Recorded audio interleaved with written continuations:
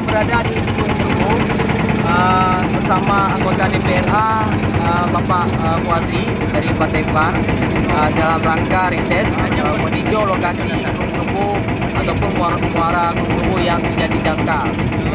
Bot-bot yang terpaksa bersandar ataupun berlabuh di Gunung Merbu tidak bisa melakukan aktivitas untuk mencari ikan ke laut karena muara Gunung Merbu terjadi kedangkalan. Sampai hari ini upaya untuk melakukan penggerokan Gunung Merbu tidak dilakukan oleh pemerintah. Ini sangat dikesalkan oleh masyarakat di sekitar Kecamatan Merbu.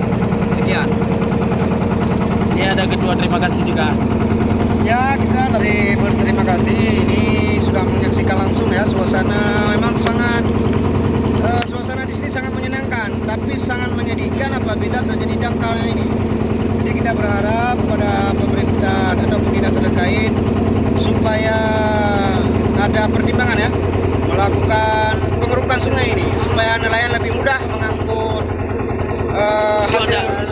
hasil tangkapannya ya. Ada keluar. Ada goreng, ada goreng. Woi, goreng. Ada goreng. Ya itu yang di belakang kita itu manusia kelelawar.